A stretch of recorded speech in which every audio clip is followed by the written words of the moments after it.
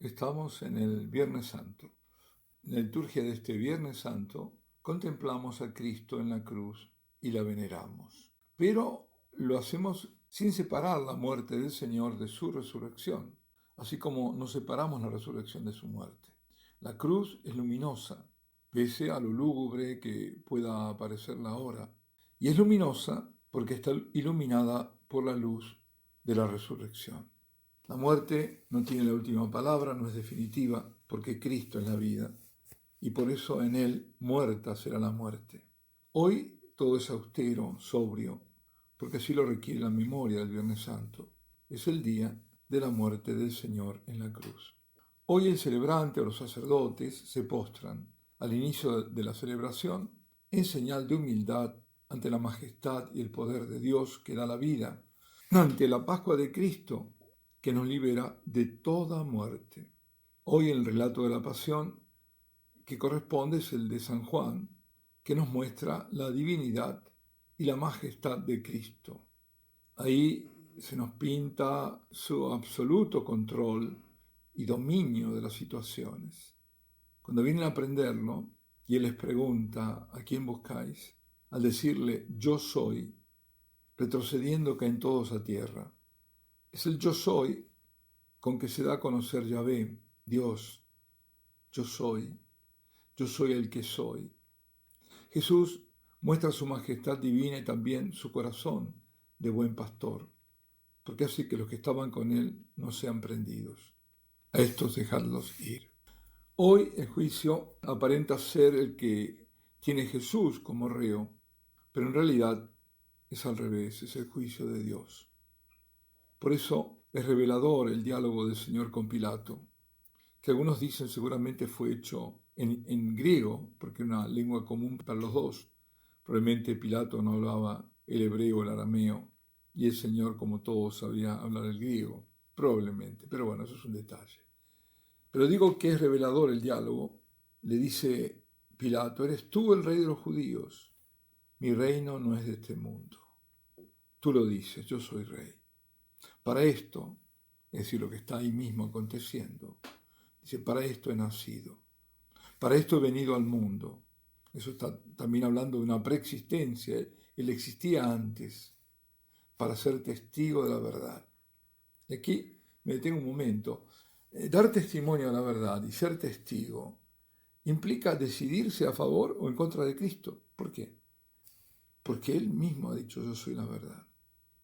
Es decir, a favor o en contra de Cristo estoy a favor o en contra de la verdad. Por eso agrega, todo el que es de la verdad escucha mi voz. Y la pregunta de Pilato, ¿y qué es la verdad? Esa pregunta es la pregunta del pragmático. Imaginamos a Pilato encogiéndose de hombros diciendo, ¿y qué es la verdad? Es una forma desdeñosa de decir, ¿y para qué sirve? Lo que importa es alcanzar el cometido. Hoy esa pregunta reflejaría otra cosa, el relativismo. No hay verdad. ¿Qué es la verdad? Hay verdades, cada uno tiene su verdad. ¿De qué verdad me estás hablando? Hoy diríamos así. El juicio humano hecho a Jesús está contaminado por las presiones de los sumos sacerdotes y de la demás jerarquía israelita, que se vale de la turba, de la chusma, a la que incita. Está contaminado por el dictamen de un juez que está movido por deseos no de equidad, sino de cálculos políticos. Y el falso juicio lleva a que el inocente sea azotado, pase luego por los vejámenes de la soldadesca para ser sentenciado a muerte. Porque Pilato sabe que es inocente y además está asustado porque puede ser hijo de Dios. Bueno, de eso ya lo acusan, de decirse hijo de Dios. ¿Y tú quién eres? Y lo sentencia a muerte, pero hace un gesto profético. Manda poner primero un letrero encima de la cruz. Jesús el Nazareno, rey de los judíos. La escena que nos relata San Juan es la descripta siglos antes por el salmista en el Salmo 21-22. Se dividen las ropas y la túnica la echan a suerte. Junto a la cruz, María con el pequeño resto. Así será ahora, en estos momentos de la pasión de la Iglesia. El resto fiel al Señor, junto a María. Las palabras que San Juan transmite son 4, es decir, habla 4 veces. Mujer, ahí tienes a tu hijo, ahí tienes a tu madre, tengo sed y está cumplido. La veneración de la cruz está acompañada de las lamentaciones. Ahora estoy hablando de la parte litúrgica, ritual. Y son tremendas. Pueblo mío, ¿qué te he hecho? ¿En qué te he ofendido? Y va recordando los beneficios de Dios a su pueblo. Y en cambio tú preparaste una cruz para tu Salvador. Para mi sed me diste vinagre. Con la lanza traspasaste el costado de tu Salvador. Yo te di un cetro real. Tú me pusiste una corona de espinas. Yo te levanté con gran poder. Tú me colgaste del patíbulo de la cruz. Pueblo mío, ¿qué te he hecho? ¿En qué te he ofendido? En el centro de la liturgia de este día está el rostro desfigurado, ensangrentado de Jesús en la cruz. Y en este santo rostro se refleja el desamparo del hombre, todo el pecado humano. En ese viernes de la pasión del Señor suena el grito desgarrador. Dios mío, ¿por qué me has abandonado? Y su eco se extiende por todos los tiempos y a toda la humanidad. Es la pregunta que se vuelve oración ante lo que percibimos como abandono de Dios. Es el clamor de la humanidad ante la crueldad y el horror de la guerra, ante la más profunda desolación o ante aquel mal que negamos pueda tener raíces humanas por despiadado y absurdo. Fue ese el del Salmo, el grito de Israel y de toda la humanidad desolada y desesperada. Hoy puede en algunos reaparecer ese mismo grito. Permítame seguir, al menos en parte, una homilía del Papa Benedicto cuando creo no era un papa. Decía él que esta pregunta, ¿dónde estás, Dios? Tú que creaste un mundo en el que continuamente puedes observar cómo tus inocentes criaturas sufren terriblemente, que son conducidas como corderos al matadero y no pueden abrir la boca. A veces adopta un tono petulante y concluyen que no se puede seriamente hablar de un Dios que nos ama. Sin embargo, admite que aún así la pregunta en estos momentos en que parece estamos en la hora de la pasión de Jesús, surge con autenticidad la exclamación: Dios mío, ¿por qué me has abandonado? La respuesta está en aquel que ha sufrido por todos nosotros. Y lo primero que hay que hacer notar es que Jesús no constata la ausencia de Dios, sino que la transforma en oración. A pesar de todo, Dios sigue estando cerca. Y como lo estuvo en el momento crucial, es decir, de la cruz, lo está ahora. Entonces, ante la rebelión que en algunos suscita el dolor de los inocentes, cabe la pregunta: ¿se puede rezar honradamente antes de haber hecho nada para enjugar la sangre de los que sufren y secar sus lágrimas? ¿No es el gesto de la Verónica lo primero que debe hacerse para poder hablar de oración? ¿Es que se puede orar solamente con los labios? ¿O no es más bien el hombre entero quien reza? Jesús participó realmente de la angustia de los condenados, mientras que nosotros, la mayor parte de nosotros, no participamos de los horrores de este tiempo más que como espectadores. Lo curioso, y esto se puede constatar, yo lo he constatado, así que es muy constatable, creo. Lo curioso es que la idea de que Dios no puede existir, la desaparición total de Dios, se produce en aquellos que no son más que espectadores de los horrores que se dan, en aquellos que acomodados en su sillón contemplan lo terrible del mundo y creen haber cumplido con su obligación y haberse defendido diciendo: si existen tales horrores es que no hay Dios. Pero la reacción de aquellos otros que verdaderamente sufren es frecuentemente la contraria. Precisamente en su sufrimiento descubren a Dios. Esta observación que hacía el Papa Ratzinger es la misma que pudimos hacer nosotros cuando estuvimos ante circunstancias como la del hospital de niños, con madres con sus niños apagándose por enfermedades mortales. Decía el Papa, en este mundo la adoración sigue saliendo de los hornos de los que fueron quemados y no de los espectadores del horror.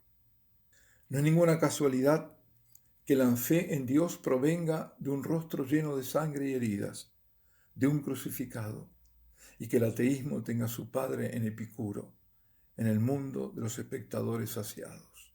El crucificado, con las terribles marcas de su pasión, ha despertado sentimientos de consuelo y de esperanza, porque por sus heridas, por sus llagas hemos sido sanados.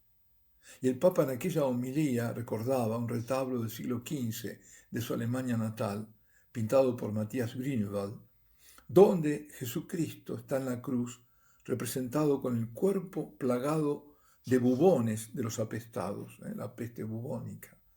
Estaba en un convento en el que eran atendidos las víctimas o eran atendidas de la peste que azotaba toda Europa. El crucificado está representado como uno de ellos, torturado por el mayor dolor de aquel tiempo, el cuerpo entero plagado de bubones de la peste.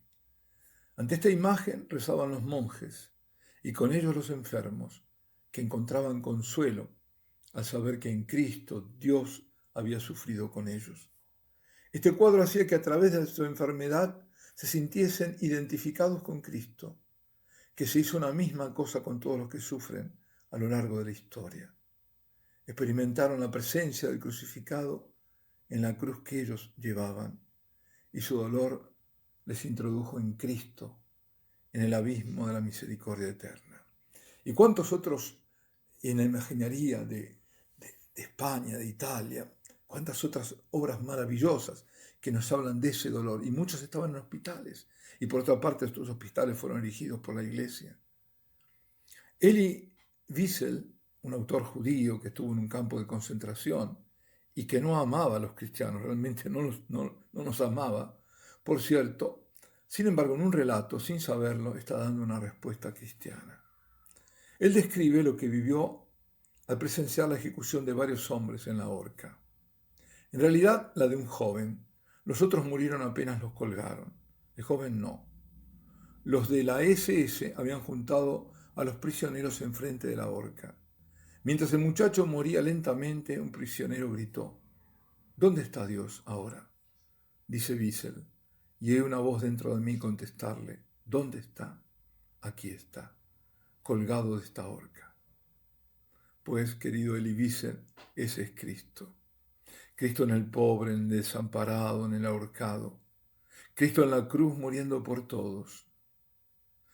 Algunos todavía piensan que eso del consuelo celestial en el sufrimiento no soluciona nada y dicen que no se trata de salvar en el dolor, sino de salvar del dolor. No en esperar la ayuda de Dios, sino en humanizar al hombre por medio del hombre mismo. Sin embargo, como observaba el pontífice, aquellos monjes no veían en la cruz un pretexto para hacer nada, sino que tenían 369 hospitales en toda Europa. La cruz de Cristo se había convertido en una llamada a buscar a los que sufren y curar su cuerpo herido, pero también su alma herida.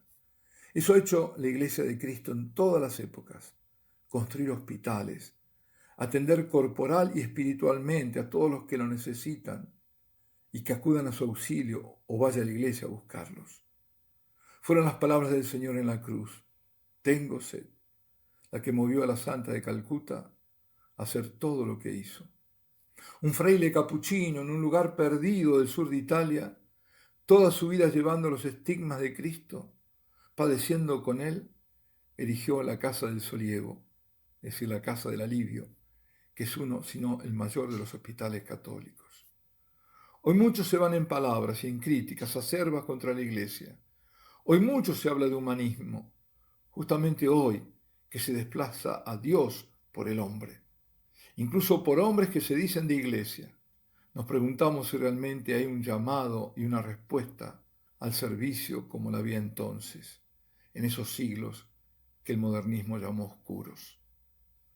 Volvamos la mirada a aquel, a Cristo, y a sus llagas que nos sanan, a su cruz que nos salva. Alabado sea Jesucristo.